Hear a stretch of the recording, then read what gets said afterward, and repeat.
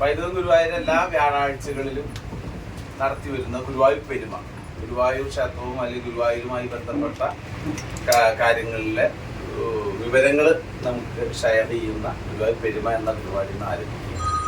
അപ്പോൾ നമുക്ക് ഒന്ന് സൈലൻ്റായി.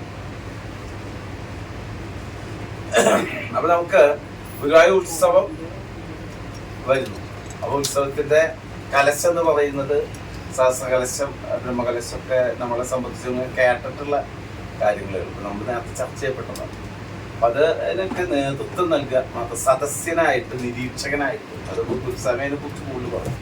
ഒരു കാര്യം ചെയ്യുമ്പോൾ ആ ചെയ്യുന്നതിൽ വല്ല തെറ്റുണ്ടോ എന്നൊക്കെ നോക്കി ഇരിക്കുന്ന വ്യക്തിത്വമാണ് ഇവിടെ നമുക്ക് ആലങ്കോട് കക്കാട് വാസുദേവ നമ്പൂതിരിയാണ്. ഒരു 10-50ഓളം ക്ഷേത്രങ്ങളിലെ തന്ത്രി നമ്പൂതിരിയാണ്. അപ്പോൾ അതിനെ അദ്ദേഹം നമുക്ക് ഈ ഉത്സവവുമായി ബന്ധപ്പെട്ട് ഈ കലശത്തിൻ്റെ കാര്യങ്ങൾ പറയാനാണ്. അപ്പോൾ അദ്ദേഹത്തെ പരിചയപ്പെടുത്താനും ഈ കാര്യങ്ങളിൽ അധ്യക്ഷത വഹിക്കാനുമായിട്ട് നമുക്ക് ഏവർക്കും പ്രിയപ്പെട്ട എല്ലാ വ്യാഴാഴ്ചകളിലും ഒരു സബര്യ എന്ന പോലെ അത് ഏറ്റെടുത്ത് ഗുരുവായൂർ പെരുമയെ നയിക്കുന്ന ഗുരുസ്വാമി അതിനെക്കുറിച്ച് പറഞ്ഞ് പെരുമയിൽ നമ്മളോട് കാര്യങ്ങൾ പറഞ്ഞു. ഗുരുസ്വാമി സ്നേഹത്തോട് എല്ലാവർക്കും നമസ്കാരം. ബ്രഹ്മശ്രീ ആലങ്കോട് കക്കാട് വാസുദേവൻ നമ്പൂതിരി അദ്ദേഹം ഗുരുവായൂരപ്പൻ്റെ പഴയ മേൽശാന്തിയാണ്. മാത്രമല്ല ഒരു 55 ക്ഷേത്രങ്ങളിൽ അദ്ദേഹം തന്ത്രിയാണ്. ഇവിടെ അടുത്ത് പാലക്കാട്, കല്ലഴി, ചെറുപുരത്തുകാർ, അങ്ങനെ ഒരു 55ഓളം ക്ഷേത്രങ്ങളിലെ തന്ത്രിയാണ് അദ്ദേഹം. പിന്നെ അദ്ദേഹം ഇപ്പോൾ ഇവിടെ ഗുരുവായൂർ വന്നിരിക്കുന്ന എല്ലാ വർഷവും ഗുരുവായൂർ ഉത്സവം കലശം തുടങ്ങിയാൽ ഉത്സവം കഴിയുന്നത് വരെ അദ്ദേഹത്തിൻ്റെ സേവനം ഉണ്ടാവും. ഗുരുവായൂർ അമ്പലത്തിലെ സദസ്യം എന്ന് പറയും. ഈ കാര്യങ്ങൾ ഈ താന്ത്രിക വിഷയങ്ങളിൽ അദ്ദേഹം ഒരു അതോറിറ്റിയാണ്. അതിപ്പോൾ ശിവൻ്റെ ആയാലും ശരി, വിഷ്ണുവിൻ്റെ ആയാലും ശരി, ഭഗവതിയുടെ ആയാലും ശരി, ഇത് മൂന്നും അദ്ദേഹത്തിന് പ്രസിദ്ധമാണ് എല്ലാ ഏത് കാര്യത്തിലും. അപ്പോൾ ഇവർ 2 പേരുണ്ടാവും. അണ്ടലാടി പെരുമേൻ്റെ ഇദ്ദേഹം ഇവിടെ ശരിയായിട്ടുണ്ടാവും. അപ്പോൾ അതിൻ്റെ ഇടയ്ക്ക് എന്തെങ്കിലും സംശയം വന്നാൽ അത് തീർത്തു കൊടുക്കാനും പിന്നെ ഈ ചെയ്തുകൊണ്ടിരിക്കുന്ന കാര്യങ്ങൾ ശരി തന്നെയാണോ എന്നുള്ളതൊന്ന് നിരീക്ഷിക്കാനും പിന്നെ തന്ത്രിയെ ഉപദേശിക്കാനും അതൊക്കെ അദ്ദേഹത്തിൻ്റെ സേവനം ഇവിടെ ഉണ്ടാവാറുണ്ട്. നിരവധി കൊല്ലമായിട്ട് അദ്ദേഹം തന്നെയാണ് വരാറ്.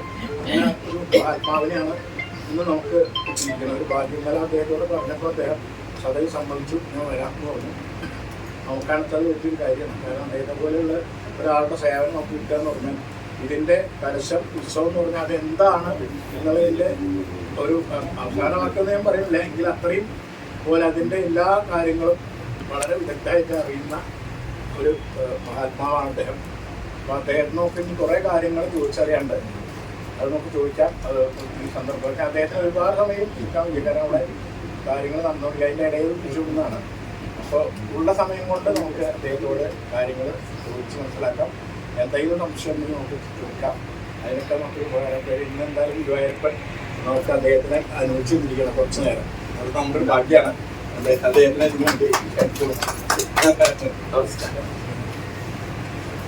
ക്ഷേത്രത്തിന്റെ അഭിവൃദ്ധിക്ക് ഓരോന്നും ആവശ്യമാണ്. ഓരോ അതില് ആദ്യം വേണ്ടത് പ്രാർത്ഥന തന്നെയാണ്. അനവധി ആൾക്കാർ പ്രാർത്ഥിക്കുക. അതിന് ദൈവം നമ്മൾ ദൈവത്തിനോടൊന്നും ചോദിക്കാറില്ല സുഖാണോ, ദൈവം നമ്മളോടെ ചോദിക്കാറുള്ളൂ. അപ്പൊ അങ്ങനെയാണ് അതിന്റെ സ്ഥിതി. അത് കഴിഞ്ഞ് പിന്നെ ഈ ജപങ്ങള്, വേദമന്ത്രങ്ങള്, നാമങ്ങള്, ഇതൊക്കെ ജപിക്കുക. പിന്നെ നിയമം ഉണ്ടാക്കുക. നിയമനാച എന്ന് പറയുന്നത് നിയമം ഉണ്ടാക്കുക. പിന്നെയാണ് ഈ ഉത്സവം. ഉത്സവത്തിന് എന്താ കാരണം വെച്ചാൽ ഞങ്ങളൊക്കെ പഠിച്ചത് ഉത്സവം ഈ സുബ്രഹ്മണ്യ സ്വാമിയായിട്ട് ബന്ധപ്പെട്ടാണ്. താരകാസുരനെ വധിക്കുക.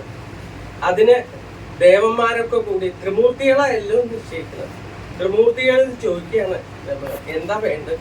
ഈ താരകാസുരന്റെ ഉപദ്രവം കൊണ്ട് ആകെ പൊറുതിമുട്ടിയിരുന്നു, ഇനി എന്താ ചെയ്യേണ്ടത്. അപ്പോഴാണ് ഈ സുബ്രഹ്മണ്യൻ ജനിക്കണം. എന്നിട്ട് സുബ്രഹ്മണ്യൻ ഭജിച്ച് താരകാസുരനെ ഭജിച്ച് അപ്പൊ ദേവന്മാർക്ക് മറ്റ് ദേവലോകത്ത് ദേവന്മാർക്ക് കടക്കാൻ പറ്റും. അങ്ങനെയുള്ള ഉപദ്രവം.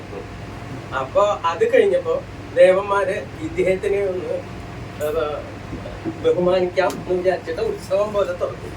അത് അദ്ദേഹത്തിന് കുമാരസ്വാമിയോട് ചെന്ന് പറഞ്ഞപ്പോ അദ്ദേഹം പറഞ്ഞു ഇത് എന്റെ ശക്തിയൊന്നുമില്ല, ദേവന്മാരുടെ ശക്തി തന്നെയാണ്, അതിൽ പ്രത്യേകിച്ച് ശിവനും വിഷുവൊക്കെ തന്നെ. അപ്പൊ അവരോടും കൂടിയും പറയുക, പിന്നെ എന്നെ മാത്രം ബഹുമാനിച്ചാൽ മതി, അവരെയും കൂടിയും ബഹുമാനിക്കണം എന്ന് പറഞ്ഞിട്ടാണ് ഈ ഉത്സവം ഇങ്ങനെ ഒന്ന് തുടങ്ങുക. അപ്പൊ ഭൂതഗണങ്ങളും എല്ലാവരെയും തൃപ്തിപ്പെടുത്തിയിട്ട് വേണം ഇതങ്ങോട്ട്. ഇതാണ് ഉത്സവത്തിന്റെയും കാര്യം. എല്ലാ ഉത്സവങ്ങളുടെയും അടിസ്ഥാനം ഇതാ. കാരണം ആദ്യം ഇങ്ങനത്തെ പ്രായശ്ചിത്ത ക്രിയയോട് ചെയ്യുക, പിന്നെ ഉത്സവം എന്നുള്ളത് കൊടിയേറ്റം മുതൽ തുടങ്ങുക.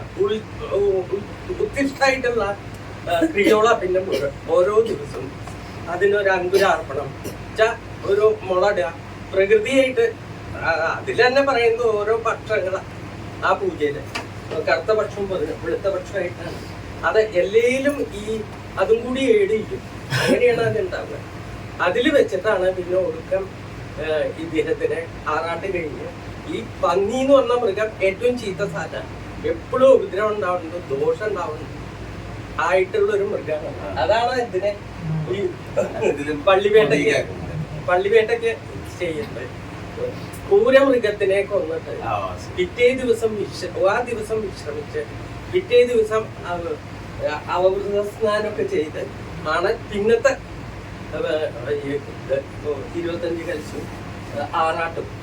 അപ്പൊ അതാണ് ഏറ്റവും പ്രധാനം എന്ന് കുമാരസ്വാമി പറയുകയാണ് ബാക്കി ജനങ്ങളോട്. അപ്പൊ അതെല്ലാ ദേവന്മാർക്കും വേണം എന്ന് പറഞ്ഞിട്ടാ തെരഞ്ഞെടുപ്പ്. എനിക്ക് മാത്രല്ല, ആദ്യ സുബ്രഹ്മണ്യ സ്വാമിക്കാണ് എല്ലാവരും ഉപയോഗിച്ചത്.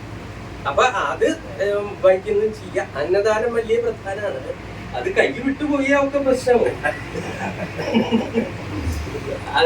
അങ്ങനെ നടക്കും ചിലപ്പോ. വിശിക്കണവർക്കും കൊടുക്കുക, അല്ലെങ്കിൽ ഭരിക്കണവർക്കും കൊടുക്കുക. അതിലധികമായ പിന്നൊക്കെ താളം തെറ്റും. അപ്പൊ ഇതുകൊണ്ടൊന്നും മതിയാവില്ല. അതുകൊണ്ടാ ചില ദിക്കിലൊക്കെ ഉത്സവം നിൽക്കുന്നത്, ആഘോഷങ്ങൾ കൂടുക. ഇപ്പൊ ഗുരുവായൂരൊക്കെ ഇങ്ങനെ നടക്കും. ആനല്ലാത്ത ദിക്ക് തന്നെ ഉണ്ട്. ഇപ്പൊ ഇരിങ്ങാലക്കുട പ്രദേശത്തൊക്കെ അനവധി ഉണ്ട് ഉത്സവങ്ങൾ. ഈ എന്തൊന്നുമില്ല, ഉത്സവ ബലിയില്ല. അതിന് പകരം കളർക്കഴിവ്. കാരണം അതിനുള്ള കഴിവില്ല. പക്ഷെ അത് ഉത്തമമാണ്. ഇപ്പൊ ഇത് കോട്ടയിലെ വേട്ടക്കിരങ്കാവില് ഇതില്ല, ഇപ്പൊ കഴിഞ്ഞുള്ളൂ. ഉത്സവല്യൊന്നുമില്ല. അന്ന് കളപ്പ് മാത്രമേ ഉള്ളൂ. പിന്നെ പള്ളിവേട്ട ആറാട്ടും അതേ ഉള്ളൂ. അല്ല, പള്ളിവേട്ടല്ലേ ആറാട്ട് മാത്രമേ. അങ്ങനെയൊക്കെ നടക്കണം. ഉത്സവം പല വിധം ഉണ്ടായി. വടഹാദി, അങ്കുരാദി, ധ്വജാദി, ഇങ്ങനെ മൂന്നുണ്ട്. അപ്പൊ ഈ അതാ വടഹാദി നേരിൽ പണ്ട് പെരുമനത്ത് നടന്നാണ് ഒരു ഉത്സവം. 41 ദിവസം ഉത്സവം ഉണ്ടായിരുന്നു. അത് പടഹാദിയാണ്. അതെങ്ങനെയാണ്? അത് നേദ്യം അറിയാൻ പറ്റില്ല. വലിയ തൂവലൊക്കെ ഉണ്ടാവുക. അത് മാത്രമല്ല, അതിലൊക്കെ അന്നദാനമൊക്കെ പെടും. പിന്നെ അങ്കുരാദി മോളാട്ടുണ്ടാവില്ല. അതാണ് ഇപ്പൊ ഇവിടെ ധ്വജാദി. കൊടികയറ്റം മാത്രമേ ഉള്ളൂ. അതും ഉണ്ടാവും. കൊടിയേറ്റാണ്ട് ഉണ്ടാവും. അത് ഈ പൂരം. ഇപ്പോഴത്തെ പെരുവനം പൂരം ഇപ്പൊ അതാണ് 41 ദിവസം ഉള്ളത്. ഈ നിയമം നടക്കും. കാരണം കക്കാട്ടമ്പലത്തിൽ ഉത്സവം നടത്തിയപ്പോൾ ഞങ്ങള് ഗുരുനാഥിനെ ചെന്ന് കണ്ടു. അപ്പൊ അദ്ദേഹത്തിനോട് ചോദിച്ചു, കൊടിക്കോറിയൊക്കെ എല്ലാ ദിക്കിലും കെട്ടിട്ട് 3 ദിവസം ഉത്സവം. അപ്പൊ അദ്ദേഹം പറഞ്ഞു അത് പാടില്ല, കളവ് പാടില്ല. കൊടിക്കൂറ എല്ലാ ദിക്കിലും കെട്ടിയാൽ ഉത്സവം കേമാണെന്നല്ലേ. അപ്പൊ അത് പാടില്ല. ഒരു കൊടിയേറ്റം കഴിക്കുക, ഒരു നവകം മഞ്ചരിയും 2 ത്രയോദശിക്കും അങ്ങനെ തുടങ്ങിയില്ല. അപ്പൊ അവിടെ വലിയ ഉത്സവമായിട്ട്. അപ്പൊ അങ്ങനെ കളവായിട്ടൊന്നും ക്ഷേത്രത്തിൽ ചെയ്യാൻ പാടില്ല ഒരു കാര്യം. കാരണം ഭരിക്കുന്നത് നമുക്ക് സത്യത്തിന് വേണ്ടിയില്ല. അപ്പൊ ഈ ചെല്ലനാണ് നമ്മളല്ല, ഭൂതഗണങ്ങളും ഒക്കെ ഉണ്ട്. പക്ഷി മൃഗാദികളും കൂടി ഇതുണ്ട് വിചാരിച്ചു പറ്റില്ലേ. അപ്പൊ അതൊക്കെ വിചാരിച്ചില്ല. ഗുരുവായൂർ ഒരു 40 കൊല്ലം പരമേശ്വരനും കൂടി ഇങ്ങനെ ഒരു പറഞ്ഞ ശ്ലോകം. ആചാര്യ തപസാമാനായ ഉത്സവാൻ അന്നദാനേന ക്ഷേത്ര വിശിഷ്ട വന്നത്. ഈ 5 കാര്യങ്ങളാണ് ഒരു ക്ഷേത്രത്തിന്റെ അഭിവൃദ്ധിക്ക് കാരണം എന്ന് പറയുന്നത്. ആചാര്യ തപസാമാന്യ, എല്ലാവരുടെയും ഭജന. ആചാര്യൻ മാത്രമല്ല, ആചാര്യ അതോറിറ്റി. ആചാര്യൻ തപസ്വിയായിരിക്കണം, ഇഷ്ടമുള്ള ആളാണോ, നിത്യകർമ്മങ്ങളൊക്കെ കൃത്യത്തിൽ ചെയ്യാം, അങ്ങനെയൊക്കെയുള്ള ഒരു തപസ്യ പോലെയുള്ള ആചാര്യന്മാരുണ്ട്. തന്ത്രിയാണ് പ്രധാനമാണ്. മറ്റുള്ളവരൊക്കെ ഇതിൽ ആ തന്ത്രിയെ സഹായിക്കുന്നവരൊക്കെ അങ്ങനെ വേണം. പിന്നെ ജപം, ഈ വേദജപം ഉണ്ടാവുക. ഒരു ക്ഷേത്രത്തിൽ വേദജപം ഉണ്ടാവുക. 2 മൂന്ന് നിയമേന ഒരു കാര്യം നിത്യവിധാനം ശരിക്കും മുടങ്ങാണ്ട് കടന്നു കൊടുക്കുക. ഒരു സമയത്ത് ആവാൻ പാടില്ല, ഒരേ കൃത്യസമയത്ത് വേണം. ഉച്ചപ്പൂജ ചിലപ്പോൾ രാവിലെ നേരത്തെ 7 മണിക്ക് കഴിച്ചു പോവാം, പിന്നെ ഒരു ദിവസം അങ്ങനെ പാടില്ല. ഒരു ഏതാണ്ട് ഒരു സമയമാവണം ഒരു ദൈവം. പിന്നെ ഉത്സവം ഉണ്ടാവും എല്ലാ കൊല്ലവും ഒരേപോലെ. അത് ഗംഭീരമായിട്ട് വേണമെന്നില്ല, ഒരു ഒരേപോലെ ഉത്സവം നടത്തുന്നത്. പിന്നെ അന്നദാനം ഉണ്ടാവുക. അവർക്ക് അങ്ങനെ ഈ 5 കാര്യങ്ങളാണ് അത്ര ഒരു ക്ഷേത്രത്തിന്റെ അഭിവൃദ്ധിക്ക് നിദാനം എന്ന് പറയുന്നത്. അതാണ് ഈ 40 വർഷം മുമ്പ് വരുമ്പോ ഉണ്ടായിരുന്ന ഗുരുവായൂരിന്റെ വ്യത്യാസം. എന്തായാലും അങ്ങനെ അല്ല അന്നത്തേക്കാൾ അല്ല അന്ന് ഇങ്ങനെ ഇത്തരം പരിപാടികളൊന്നുമില്ല. ഇതിലെ അകത്ത് മാത്രമേ ഉള്ളൂ, പതിക്കകത്ത് മാത്രമേ ഉത്സവമുള്ളൂ, പുറത്തേക്ക് ഉണ്ടായിരുന്നില്ല. മുളയിടല് വെച്ചാൽ ഓരോ ദിവസവും ഓരോ ദ്രവ്യത്തിനെയും പൂജിക്കാന്നാണ്. 8 ദിവസം ഇപ്പൊ ഇവിടെയൊക്കെ ഉള്ളൂ, 15 ദിവസം വരെയൊക്കെ ആവാം. കാരണം ഒരു പക്ഷം വെളുത്ത പക്ഷം, ഒരു പക്ഷം കറുത്ത പക്ഷം, അങ്ങനെയാണ് ഇതിനെ പൂജിക്കുക. 12 ദ്രവ്യങ്ങളുണ്ട് ഇതില്. 12 വിത്തോള് നനച്ച് പൂജിക്കണ്ട. അതില് പാലിക 16, അത് 15 പക്ഷം കഴിഞ്ഞ് 16ലേക്ക് ആവുന്നതാണ്.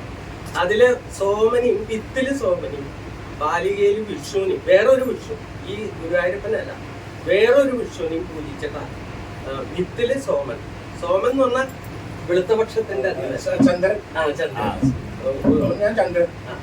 അതാണ് ഈ വിത്ത് ഉണ്ടാക്കുന്നത്. വിത്ത് എന്നല്ല, നമ്മുടെ ജീവൻ മുഴുവൻ ഉണ്ടാക്കുന്നത് സോമനാണ്. മറ്റത് വിഷ്ണു. അത് മിനിമം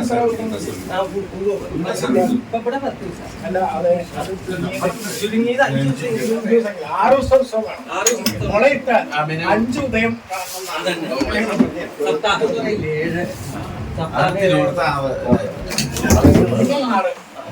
അതായത് മുള ഇട്ട് കഴിഞ്ഞാൽ 5 അഹസ് കഴിയണം. 5 ഉദയം.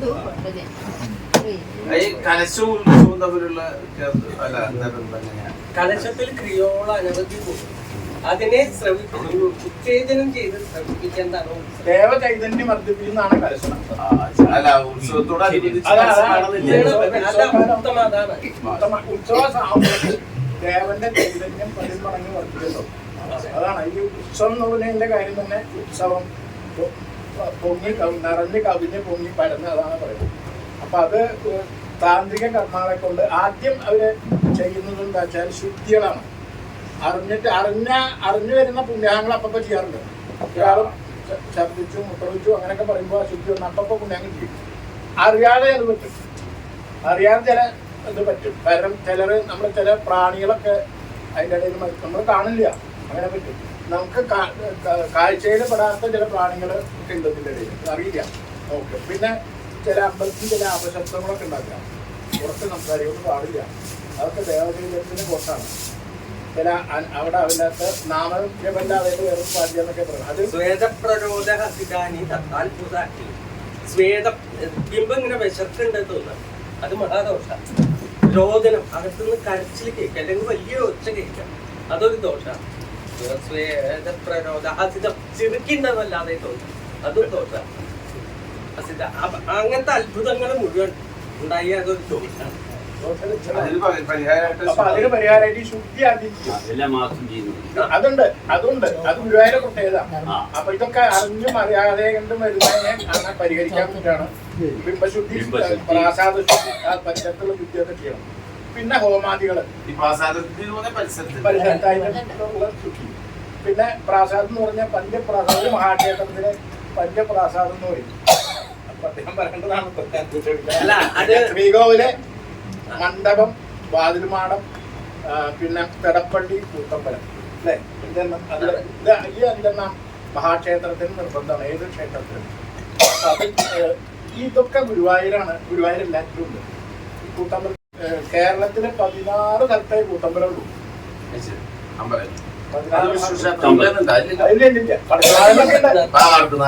അപ്പൊ കൂത്തമ്പലം ക്ഷേത്രങ്ങളെ 16 ഉള്ളൂ. അതില് ഏറ്റവും ചെറുതാണ് ഗുരുവായൂർ വാസ്തവം പറഞ്ഞത്. അത് വിഗ്രഹത്തിന്റെ കണക്കിനനുസരിച്ചാണ്. കൂത്തമ്പലത്തിന്റെ തച്ചുശാസ്ത്ര പ്രകാരം കൂത്തമ്പലത്തിന്റെ കട്ടളയുടെ ഉയരം കിട്ടിയാൽ വിഗ്രഹത്തിന്റെ ഉയരം എത്രയാണെന്ന് പറയാൻ പറ്റും. അത്ര കൃത്യമാണ്. അതിൽ തന്നെ പഞ്ചപ്രാകാരം എന്നുണ്ട്.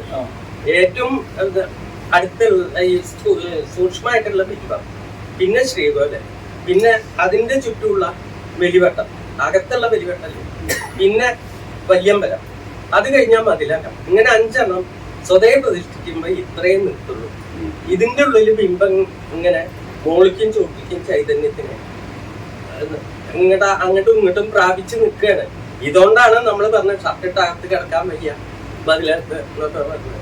നമുക്കത് ചെയ്യാലോ, അതിന്റെ ശക്തി നമുക്ക് കിട്ടണം വെച്ചിട്ടാ. അല്ല അപ്പൊ ഷർട്ടിട്ടാലും വേണ്ടാന്നുള്ളവർക്ക് പുറത്തുനിന്ന് തൊഴുതാലും മതി. അതും കഴിഞ്ഞ് പിന്നെ 3 പ്രാകാരങ്ങളും കൂടി പിന്നത്തെ ക്ഷേത്രത്തിലെ ശാന്തിക്കാരൻ ഇങ്ങനത്തോരൊക്കെ താമസിക്കുന്നുണ്ട്. അതിന്റെ പുറത്ത് വാദ്യക്കാരൻ ഇങ്ങനത്തോരൊക്കെ താമസിക്കും. അതിന്റെയും പുറത്ത് ഉദ്യോഗസ്ഥന്മാര് ഇങ്ങനെ, അതിന്റെ പുറത്ത് ഈ വെളഭൂമിയോട് ഇങ്ങനെയൊക്കെ ഉണ്ടായിരുന്നു ഇവിടെ. അതൊക്കെ പോയി ഇവിടെ. അത് പോയിട്ട് ലോഡ്ജിലൊക്കെ എന്നും മരണമായിട്ടുണ്ട്. അപ്പൊ ഈ അമ്പലം അടയ്ക്കാനൊന്നും വയ്യ. അപ്പൊ ഇവിടെ നിത്യേന്താനും നോക്കും. അത് കാരണമാണ് ഈ 108 കലശം മാറ്റിയിട്ട് സഹസ്ര കലശം. അതും കഴിഞ്ഞ് അതും നിൽക്കാതെ ഇട്ടപ്പോ മാസശുദ്ധി തുടങ്ങി. ഇത് പരിഹരിച്ച് ഈശ്വരന്റെ ഈ ദേവചൈതന്യം വർദ്ധിപ്പിച്ചുകൊണ്ടിരിക്കണം. ഈ കലശം കൊണ്ട് എങ്ങനെയാ വരുന്നത്?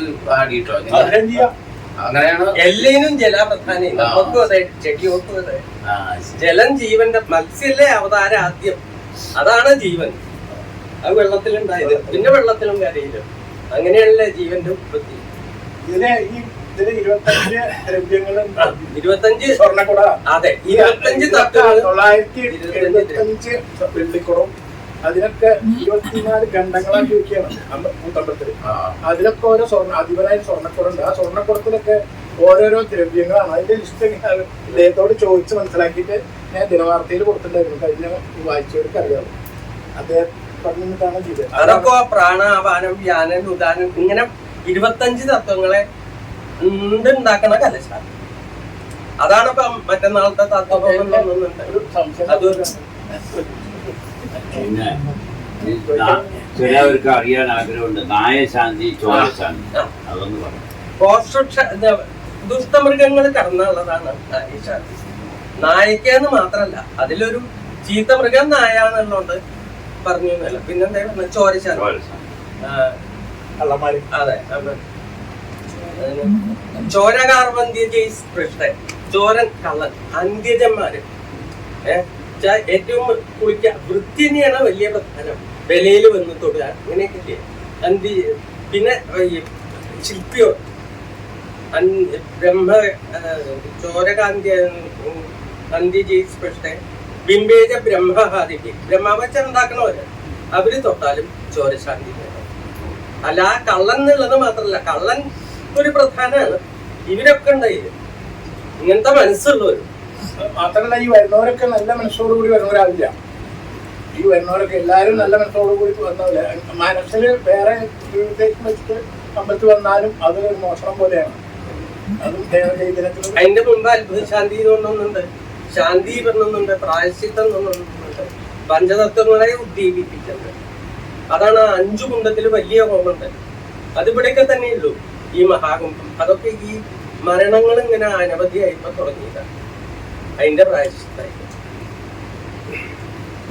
പിന്നെ ബലി മെയിനായിട്ടുള്ള അത് ഭൂതഗണങ്ങൾക്ക് അനവധി ഭൂതഗണങ്ങളുണ്ട്. അത് ആദ്യത്തെ വട്ടത്തിൽ ഒരു പ്രധാനം, 2ാമത്തെ വട്ടത്തിൽ വേറെ പ്രധാനം, പുറത്തേക്ക് വേറെ പ്രധാനം, ഒടുക്കം ക്ഷേത്രപാലം, ക്ഷേത്രം സൂക്ഷിക്കുന്ന ആള്. അങ്ങനത്തെ ഇത് ദിക്ബലിയും കൂടി ഉണ്ട്. ഓരോ ദിക്കിലേക്കും കൂടി ഉണ്ട് ബലി. അത്ര സങ്കല്പിച്ചട്ടാ. അവരെ ഈ ഭൂതഗണങ്ങള് അദൃശ്യന്മാരാണ്, അശുദ്ധന്മാരാണ്. അവര് തൊടാൻ പാടില്ല. അപ്പൊ അതിനാണ് അവസാനത്തെ പ്രസവം ഓടുന്നത്. അവരിങ്ങനെ കാത്തിക്കുണ്ടാവും. അപ്പൊ അവർക്ക് ഇത് വിട്ടിട്ട് ഓടി പോവാ. അവര് വന്നിട്ട് ശുദ്ധാക്കാൻ. അതാണ് അവിടുത്തെ ശ്വാസത്തിന് ഓടി അവിടെ. അല്ല, എല്ലാവർക്കും ഉണ്ട്, വിശ്വനും ഉണ്ട്, ഒക്കെ ഉണ്ട്. ഉത്സവലിയിലൊക്കെ അത് പിടി. അത് വെവ്വേറെ പൂജിച്ച് തൂവുക. ഒരു 356 പൂജ ഉണ്ടാവും ഉത്സവലി. അതിങ്ങനെ വെവ്വേറെ വൈകുന്നത്. അതാണ് ദിവസം. അതായത് അത് മാത്രമല്ല, സാധാരണ ബലിക്കല്ലുകളൊക്കെ തൂപ്പി പോരണല്ലോ. ഇത് ഓരോ ബലിക്കല്ലും പൂജ മണി. അതാണ് ഓരോ തന്ത്രിനെ ചെയ്യാം. അവിടെ ബലി ചൊരിയുന്നത്. അതാണ്. ബലിക്കല്ലിൽ തൊഴാൻ പാടുണ്ടോ? അത് തൊഴുകയോ തൊഴാവോ? തൊടണമെന്നില്ല, അത് ആവശ്യമില്ല. ഞാൻ കേട്ടിട്ടുണ്ട്. എല്ലാ ബലിക്കല്ലും ദേവനെ നോക്കിയിട്ടായിരിക്കണം. അകത്തുള്ള ബലിക്കല്ല അകത്ത ദേവന്മാരെയും പുറത്തുള്ള ബലിക്കല്ലുള്ള അകത്ത ദേവന്മാരെയും നോക്കിയിട്ടായിരിക്കണം. നമ്മൾ വിചാരിക്കണ പോലെ ഇങ്ങോട്ട് പുറത്തുള്ള ബലിക്കല്ലൊക്കെ പുറത്തേക്ക് നോക്കിയിട്ട് അത് ഈ യോനിപ്പെടുത്തുക എന്ന് പറയും. കണക്ക് യോനിപ്പെടുത്തുക. അത് അകത്തൊക്കെ അകത്തേക്കും പുറത്തൊക്കെ പുറത്തേക്കും യോനിപ്പെടുത്തുക. ആ കണക്ക് തന്നെ അങ്ങനെയാണ്. അപ്പൊ പുറത്തുള്ളൊക്കെ പുറത്ത് ഇതും അകത്തുള്ളൊക്കെ അകത്തുമാണ്. നമ്മളെ ശ്രദ്ധിച്ചും കൊണ്ടൊന്നും അല്ല ഇരിക്കണമെന്ന് ഒക്കെ ദേവനെ പ്രാപിച്ചുകൊണ്ടാണ്. ഈ ചില ക്ഷേത്രങ്ങളുടെ ഏറ്റവും ഉന്നതരായ ശംഭുതാണ്. അപ്പൊ പറഞ്ഞിട്ടുള്ളത് ആ സമയത്ത് ഉള്ള ഭൂതഗണങ്ങളൊക്കെ മാറിപ്പോയി. അതെ അതെ. പക്ഷെ ഗുരുവായൂരമ്പലത്തിൽ അത് ഇല്ല. അതെന്താ കാരണം? നിർത്തിയതാത്ര. അതെ, അത് ഇട്ട് വീണു. പിന്നെ അത് ഇട്ട് വീണു. അതില് ഇടയ്ക്ക് ചെയ്യാതെ പോയി. ഇവിടെ കുറെ മാറ്റങ്ങൾ വന്നു. ഇവിടെ ചില ക്ഷേത്രങ്ങളിൽ ശംഭുതാറുണ്ട്. അപ്പൊ ആ സമയത്ത് ഭൂതഗണങ്ങൾ മാറിപ്പോകുന്നതാണ്. നേരത്തെ വിളിക്കണ്ടേ ആ സമയത്ത് ഭൂതഗണങ്ങൾ പാടില്ല. അപ്പൊ ഒക്കെ മാറിപ്പോക്കി ശംഭൂരി വെക്കാൻ എന്ന് പറഞ്ഞിട്ടുണ്ട്. അപ്പൊ അതിപ്പോ ഗുരുവായൂരിങ്ങനെ ആ സമയത്ത് അല്ല, അവർക്ക് ഇതിനേക്കാൾ കിട്ടാൻ വൈകിച്ചിട്ടാണ് ഒരു ഹിന്ദു കൊടുക്കുക. ഈ ഭൂതഗണങ്ങളെ തൊഴുമ്പോൾ ഇങ്ങനെ കുട്ടിത്തൊഴിലും പറഞ്ഞു. അതില്ല, അത് ശിവനെ. ശിവന് എന്തുകൊണ്ടാണ്? അത് അറിയാം. അവരിപ്പോഴും ജാഗരൂകരല്ല. നമ്മളെ ഒന്ന് ശ്രദ്ധിക്കാം, അത്രേ ഉള്ളൂ. ഈ അമ്പലത്തിൽ കൊടി കയറുക എന്ന് പറയുന്നതും പിന്നെ കൊടി കയറി കഴിഞ്ഞാൽ അവിടെ ഉള്ളവർ പോവാൻ പാടില്ല അങ്ങോട്ടൊന്നും അതിന്റെ ഒരു കൊടി കയറലിന്റെ ഉദ്ദേശം എന്താ? കൊടി കയറിയത് ഉത്സവം നടക്കണമെന്ന് എല്ലാ ഭൂതഗണങ്ങളെയും നമുക്ക് കാണാനും കാണാതിരിക്കാനും പറ്റുന്ന ആൾക്കാർ തൊഴാൻ വരുന്നുണ്ട്. ഗുരുവായൂരപ്പനെ നാരായണീയത്തിലൊക്കെ പറയുന്നില്ലേ? അപ്പൊ അവർക്കുള്ള ഒരു അടയാളാണ്. പിന്നെ സത്യത്തില് ദേവനെ തൊഴാൻ പറ്റില്ല, കൊടിമരം കണ്ട് തൊഴുതാലും മതി എന്ന് പറയും. എല്ലാ ദേവന്മാരുടെയും അധിപനായിട്ട് പുറത്ത് നിൽക്കുന്ന ആളാണ്. ശ്രീകോലാണ് കൊടിമരത്തിന്റെ മരം. ശ്രീകോലും വാഹനം ബിംബുവാണ്. പോവാൻ പാടില്ല ഇതിൽ ശ്രദ്ധ വേണം. രണ്ടാമത് ചോദിച്ചത് നാട്ടുകാരും കൊടി കയറുമ്പോൾ നാട്ടിലുണ്ട് ഗുരുവായൂരുണ്ടായിരുന്നെങ്കിൽ ഇത് 10 ദിവസം ഉത്സവം കഴിയാതെ വേറെ സ്ഥലത്തേക്ക് പോകാൻ പാടില്ല. പിന്നെ വിവാഹങ്ങളൊന്നും ആ സമയത്തേക്ക് ഈ 10 ദിവസം ഇവിടെ തന്നെ ഉണ്ടാവുന്നു. അതന്നെ പണ്ട് പോലുള്ള ആചാരം ഇപ്പോഴും അത് ഫോളോ ചെയ്യുന്നുണ്ട്. ഞങ്ങളൊക്കെ എപ്പോഴും ഫോളോ ചെയ്യുന്ന ആൾക്കാരാണ്. ഇത് പറയാൻ കാരണം എന്താണ്? അങ്ങനെ പറയാൻ ഇത് കൊണ്ട് നടക്കണ്ടേ? ഇത് നമ്മളും കൂടി വിചാരിച്ചാലേ കൊണ്ട് നടക്കണ്ടേ? അല്ലെങ്കിൽ കുറെ ആൾക്കാരെ എതിർത്ത് നിന്ന് അപകടമാകും. പിന്നെ അതൊക്കെ താളം തെറ്റും. അപ്പൊ അതല്ല, പണ്ട് ഇത്ര ആൾക്കാരൊന്നും ഇല്ലായിരുന്നു. അപ്പൊ നാട്ടുകാരെല്ലാം പുറമെ പോയി കഴിഞ്ഞാല് ഉത്സവം കൊണ്ടെടുക്കാൻ ആൾക്കാരുണ്ടായിരുന്നു. ഒന്നിച്ചെല്ലാവരും നിൽക്കണം. അപ്പൊ ഉത്സവം കഴിയണവരെല്ലാവരും ഒന്നിച്ച് നിൽക്കണം എന്നുള്ളതാണ്. അതുകൊണ്ടാണ് അന്നദാനം കൂടി തുടങ്ങി. നിങ്ങള് ഞാൻ ഇവിടെ വേണം നിങ്ങള്. അതന്നെ കാര്യം തന്നെയാണ്. ഭഗവാൻ പള്ളികെട്ടൊക്കെ കൊല്ലുന്നു. പക്ഷെ ഈ പന്നിയിൽ നമ്മളൊരു ഒരു അവതാരം പന്നിയില്ല. അത് രണ്ടും രണ്ടായി. പക്ഷെ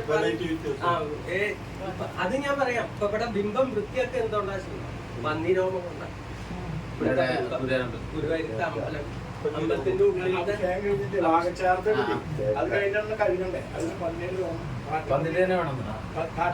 അതാണ് ഏറ്റവും നല്ല ഡോക്ടറെ കൊണ്ടുവന്നു കൊടുത്ത അനുവദിക്കാനും. പക്ഷെ ഇത് ഇന്ന് പന്നി ക്ഷുദ്ര മൃഗത്തിലെ ഏറ്റവും ചീത്തയാണ് പന്നി. ഇപ്പൊ നായശാന്തി വന്നില്ലേ? ആ പണ്ട് അമ്പലത്തില് നായ വന്നു വിജയനായിരുന്നു. അത് വളരെ ആരും ഉണ്ടായിരുന്നില്ല, ആൾക്കാരൊന്നുമില്ല. അപ്പൊ ഊരിയമ്പലത്തിന്റെ ഉള്ളിൽ കൂടെ നായ കിടന്നിട്ട് ഇങ്ങനെ പോകും. അതിനുവേണ്ടി ഒരാള് നായ ഒരു ഉദ്യോഗസ്ഥനായിരുന്നു, നായാട്ടി എന്നുള്ള പേര്. നായ ഒന്നാ ഓടിക്കാൻ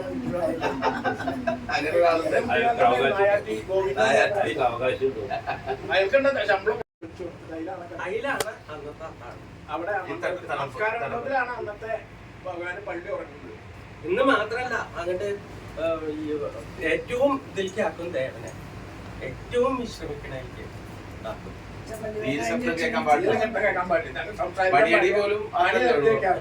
നാഴിമണി അടിക്കുന്ന പോലും നിർത്തിവെക്കാറ്.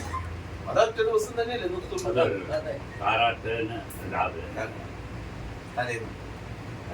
പള്ളിവേട്ട എന്ന് പറയുന്നതിന്റെ തന്നെ ദിവസം അതിന്റെ രാവിലെ അടിക്കില്ല. താത്വിക വശം എന്താ വെച്ചാൽ നമ്മുടെ മനസ്സിലുണ്ടാവുന്ന കാമക്രോധ ലോകമുഖ മത്സരങ്ങൾ അങ്ങനെയുള്ള മൃഗങ്ങളാണ്, ദുഷ്ടമൃഗങ്ങളെ. അതിനെ ഭഗവാൻ വേട്ടയാടി നശിപ്പിക്കുന്നു എന്നാണ് ഇതിന്റെ നമ്മുടെ മനസ്സിലുണ്ടാവുന്ന, നമ്മുടെ മനസ്സാവുന്ന കാട്, ആ കാട്ടിലുണ്ടാകുന്ന ദുഷ്ടമൃഗങ്ങളാണ് കാമക്രോധ ലോകമോഹ മത മത്സരി, ഈ 6 ഷഡ്വൈരികള്.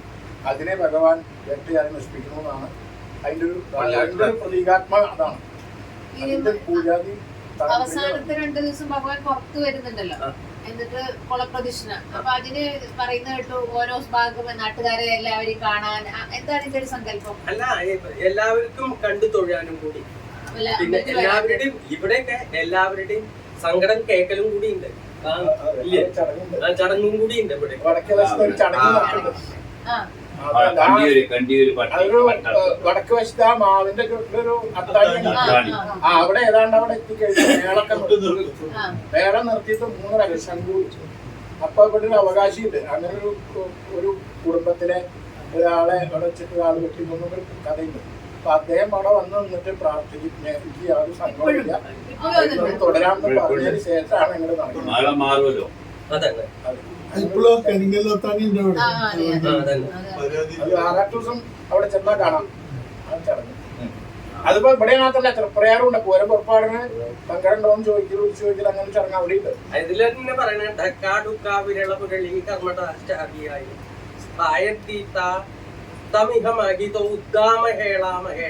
നല്ല സ്ത്രീകള് നല്ല വസ്ത്രം അണിഞ്ഞിട്ട് നാമം ജപിച്ചും കൊണ്ട് മുമ്പിൽ പോകണമെന്നാണ്. അതും കൂടി ഡക്കാടുക്ക എന്ന് പറഞ്ഞൊക്കെ ഇവിടെ ബാധ്യം.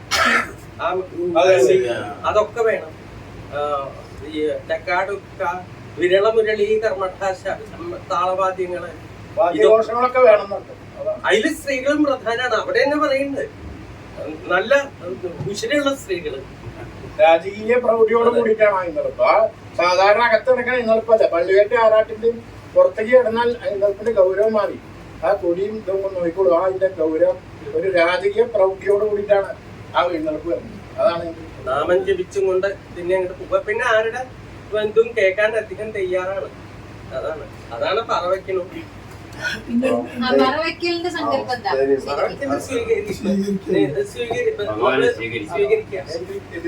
പിന്നെ പഴുക്കാമണ്ഡപത്തിന്റെ മണ്ഡപം അതൊരു ശ്രീകോല അത് എന്തുകൊണ്ടാണ് ഉണ്ടാക്കുന്നത്? അത് മരം കൊണ്ടേ ഉള്ളൂ. ഇവിടെ സ്വർണ്ണം കൊണ്ടൊക്കെ. അതെ പറഞ്ഞുതരാം. അത് അതിന്റെ അടിസ്ഥാനം പറഞ്ഞിട്ടുള്ളത് പഴുക്കാന്ന് പറഞ്ഞാൽ ഈ അടക്കയാണ്.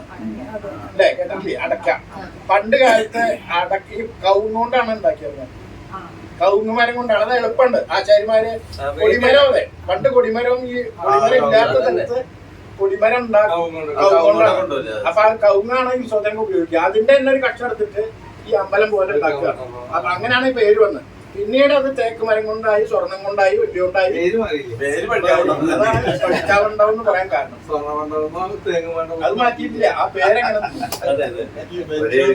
6 ദിവസത്തെ വിഗ്രഹം, കറുത്ത വിഗ്രഹം, പഞ്ചലോഹം. കാരണം അത് ആ വിഗ്രഹത്തിലാണ് ഏറ്റവും ആദ്യം ക്രിയേറ്റ് ചെയ്തത്. മറ്റ് ദോഷത്തിനുള്ള വിഗ്രഹം അതിന് ചൈതന്യായി. രണ്ടാമത്തെ വിഗ്രഹത്തിന് ചൈതന്യായി. പക്ഷെ അതുമ്പോഴേക്കാണ് ആ വാക്യം മാത്രം ഈ ചെറിയ ഈ മൂല വിഗ്രഹത്തിന്റെ ചൈതന്യത്തെ ആവാഹിച്ചിരിക്കുന്നത് ഈ മാത്രമല്ല 6 ദിവസം ഭഗവാൻ അകത്ത് കടലാസിൽ പൊതിഞ്ഞിട്ട്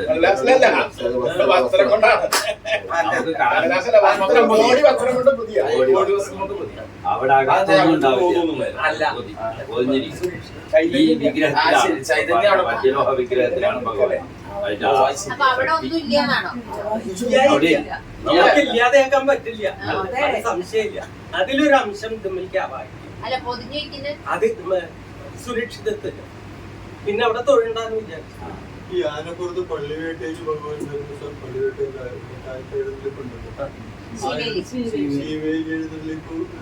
അമ്പലത്തിൽ കയറി തൊഴുന്നു എഫക്ട് ഉണ്ടാവും. അമ്പലത്തിൽ കയറി തൊഴുന്നു, ചിലര് പുറത്ത് തൊഴുന്നാലും മതി എന്ന് പറയുന്നത്.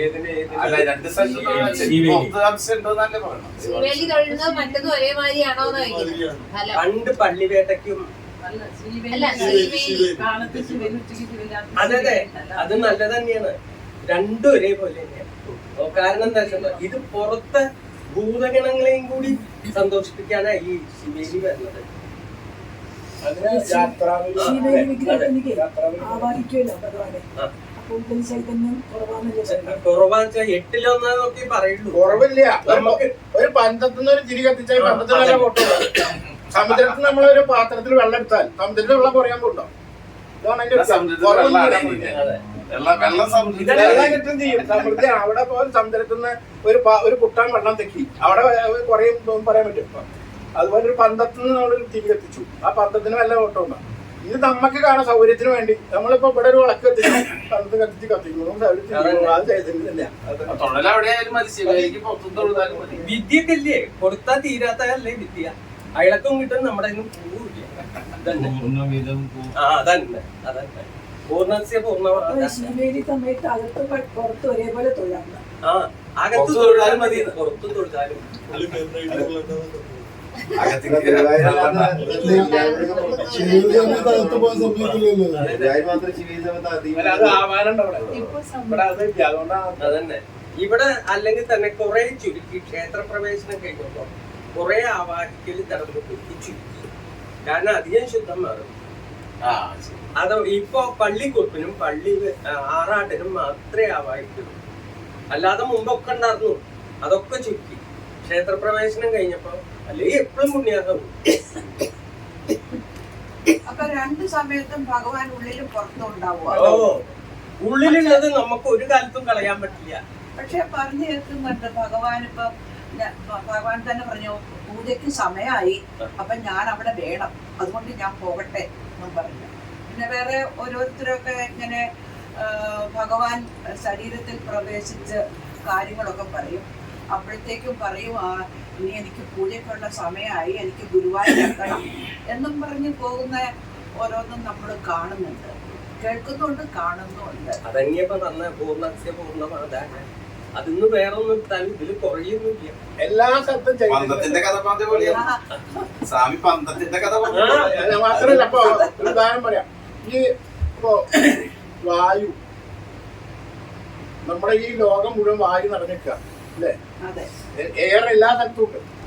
അപ്പൊ നമുക്ക് ലേശം കാറ്റ് വേണം തോന്നി, നമ്മള് ഫാൻ ഇട്ടിട്ട് അതിൻ്റെ ഉള്ളിലിരിക്കണം. എന്തിനാ?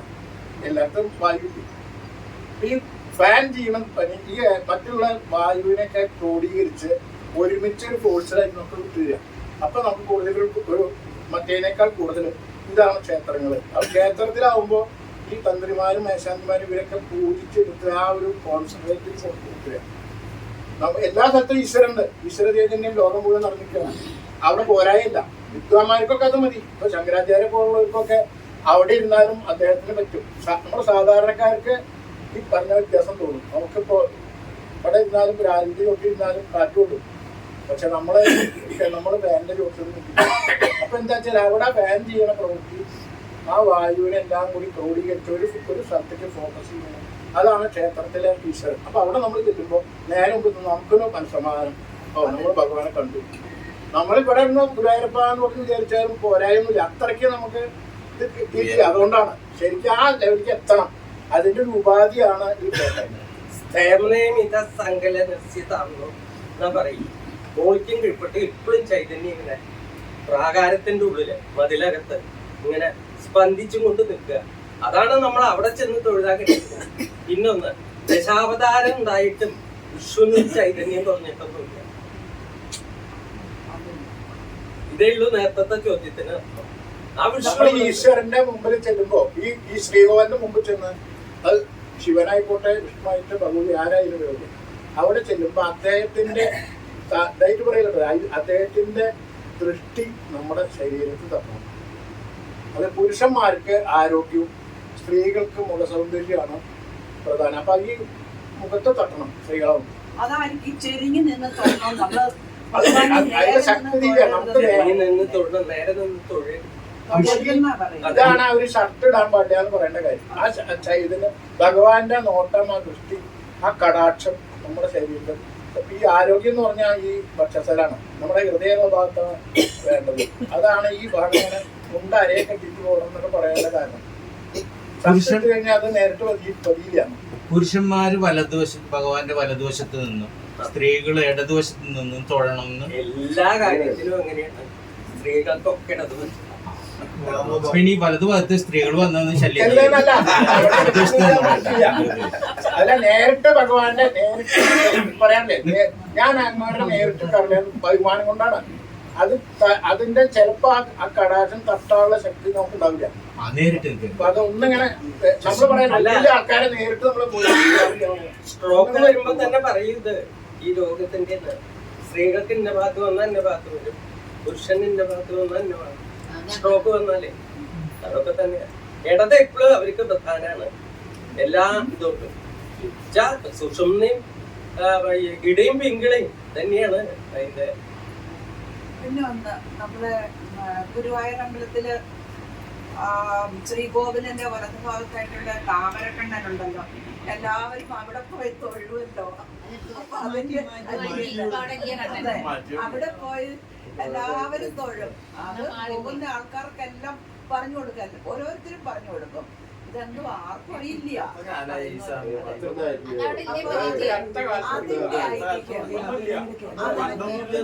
ഞാൻ ചോദ്യത്തിന് തിരുമേനി നേരത്തെ പറഞ്ഞില്ലേ അത്. അപ്പൊ അതിനായിട്ട് പൂജ ചെയ്തോണ്ടിരിക്കുമ്പോ കൃഷ്ണൻ ഉടനെ ഓൾറെഡി പൂജ തുടങ്ങി കഴിഞ്ഞു. അപ്പൊ ഞാൻ കേട്ടതാണ്, എനിക്ക് അതിന്റെ കൂടുതലായിട്ടുള്ള വിവരമൊന്നും അറിയില്ല, ക്ഷമിക്കണം.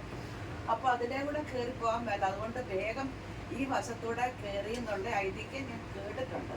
അതിന്റെ ഒരു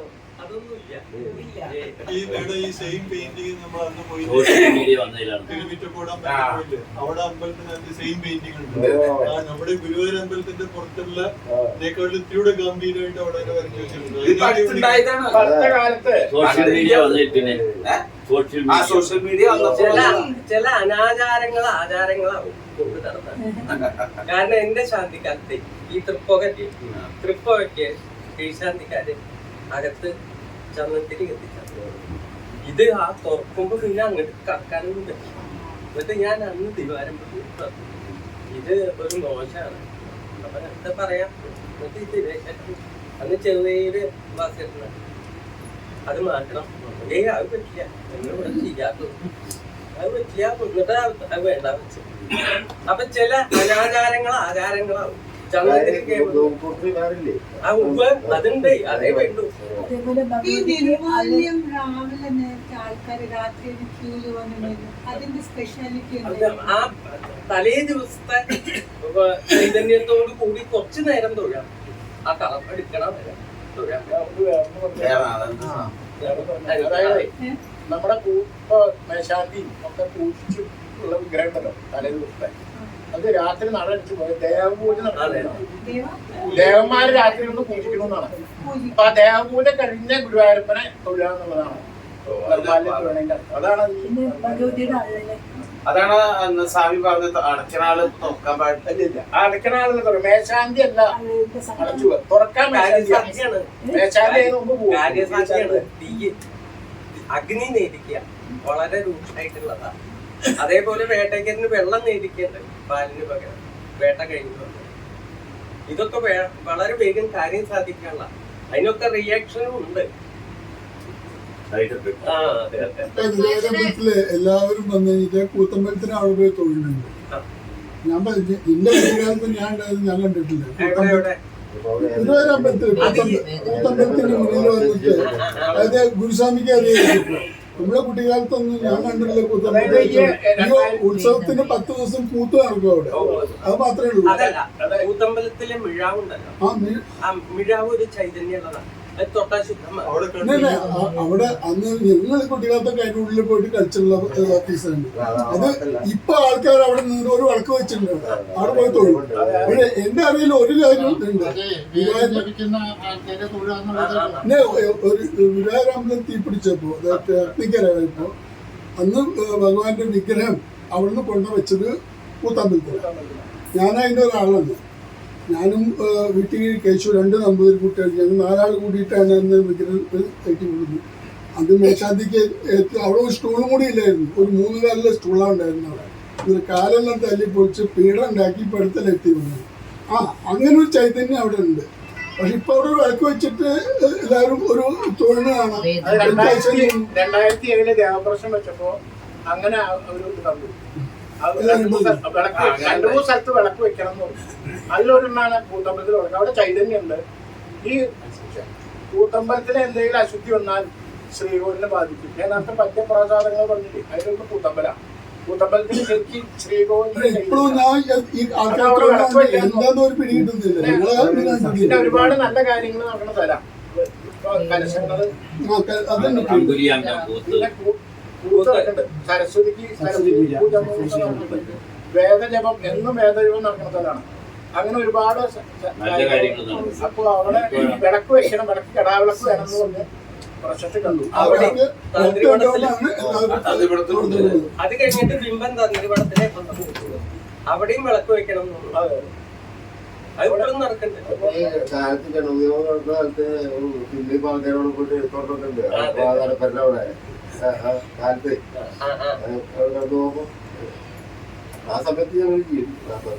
അല്ല, കൂത്തമ്പലത്തിന് പ്രാധാന്യം ഉണ്ട്, ഒരു അമ്പല പ്രാധാന്യം ഉണ്ട് കൂത്തമ്പലത്തിന്. കാരണം കൂത്തമ്പലം ശുദ്ധമാക്കുന്ന സാധനമാണ്. പണ്ടൊരു കത്തലുണ്ടായി കൂത്തമ്പലം. അന്ന് അത് കത്തിയപ്പോ അലമാറയിൽ ഉപ്പുമാവൊക്കെ ഇരുന്നു. അപ്പൊ ശുദ്ധം മാറിയിട്ടേ പറ്റി. അമ്പലത്തിന്റെ ചുറ്റുഭാഗം കത്തുമ്പോ തന്നെ അവിടെ കാശ വീണിരുന്നു. ആ ഇതില്ലേ മേൽപ്പടിയിൽ വെച്ചിരുന്ന കാശാണ് കോയിൻസ് വീണ്ടുകൊണ്ടിരുന്നത്. കാരണം അമ്പലം കത്തണ മുകളിലേക്ക് കടുത്തത് വരെ ഇവർക്ക് ഉണ്ടായിരുന്നു. അവിടെ എനിക്ക് അന്ന് 18-19 വയസ്സായി. അത് കഴിഞ്ഞ് ഞാൻ ഇവിടുന്ന് സ്ഥലം വിട്ടത് പോയത്. അതുവരെയുള്ളതൊക്കെ ഇഷ്ടം എനിക്കറിയാം. അതിന് ശേഷമുള്ള ഇഷ്ടമൊന്നും എനിക്കറിയാം.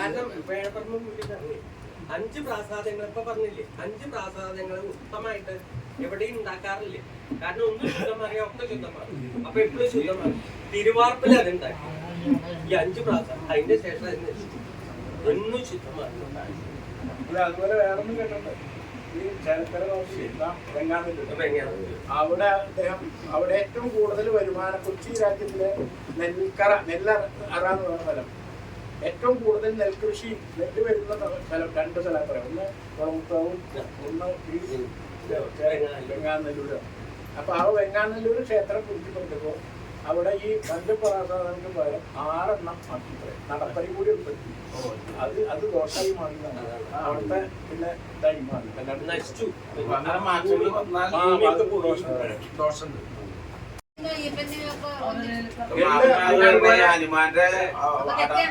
എല്ലാം മുളയ്ക്കാൻ പാടില്ല ഒക്കെ ഉണ്ട്.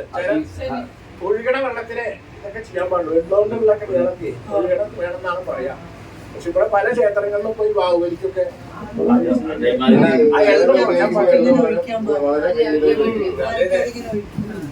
ഈ കലശത്തിന് വേണ്ട സാധനം അത് പഞ്ചഭൂതങ്ങളിലേക്ക് പോയാൽ ശുദ്ധമായി നമ്മുടെ ഈ ഭാഗം 25 തത്വത്തിനെ ഉത്തേജിപ്പിക്കാനാണത്. അത് നമ്മുടെ ദിനവാർത്തയിൽ കൊടുത്തിട്ടുണ്ട്. ധാതുക്കള് ഒക്കെ ഉണ്ടായില്ലേ, ചെടികള്, കുറ്റുമണ്ണൊക്കെ കുറ്റുമണ്ണൊക്കെ ഉണ്ടായില്ലേ, നാൽപാമരത്തിൽ എല്ലാം ഉണ്ട്. അതൊക്കെ ഓരോ പഞ്ചതത്വത്തിന് വടക്ഷീര മരത്തിന്റെ പാലാണ്.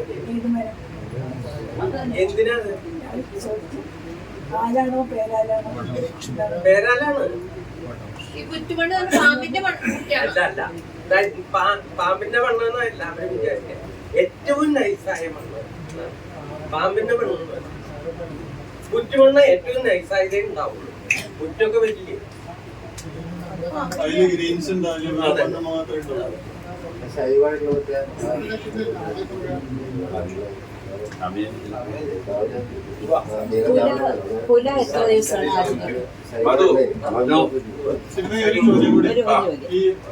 ഇപ്പോൾ ഉപയോഗിക്കുന്ന കർപ്പൂരം ഉണ്ടല്ലോ, അത് അമ്പലത്തിനുള്ളിലൊക്കെ ഗുരുവായൂരൊക്കെ പ്രത്യേകിച്ച് എന്ത് കർപ്പൂരം ഉപയോഗിക്കുന്നത്? കടയിൽ നിന്ന് മേടിക്കുന്ന കർപ്പൂരമാണോ അതോ സ്പെഷ്യലി പ്രോസസ് കർപ്പൂരമാണോ?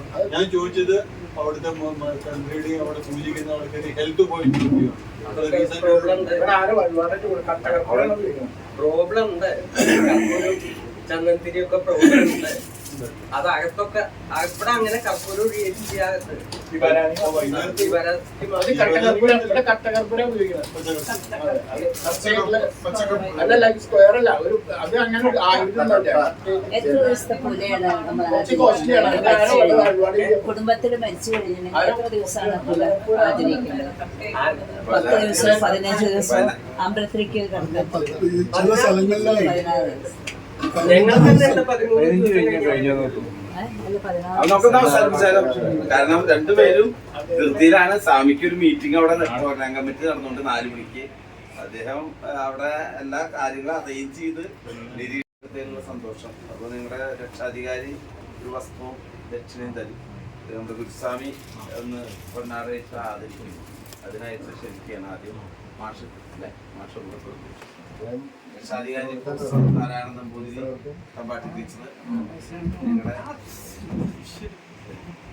വൈഷ്ണവത്ത് നാരായണ ദക്ഷിണ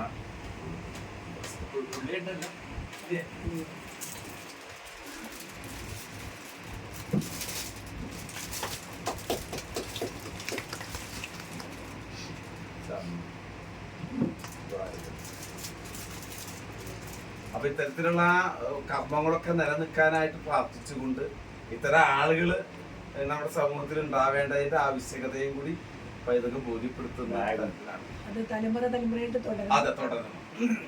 അതാ ഞങ്ങൾ വരുമ്പോ സംസാരിച്ച ആരെങ്കിലും ഒക്കെ ഉണ്ടാവും. നമുക്കിങ്ങനെ ആശങ്കയൊക്കെ ഉണ്ടെങ്കിലും ആരെങ്കിലും ഒക്കെ 100 മേൽപ്പത്തൂരുണ്ടായിട്ടാണ് ഒരാളുണ്ടായിരിക്കുന്നത്. അറിയാം ഒരാളെ 100 ആളുണ്ടായി.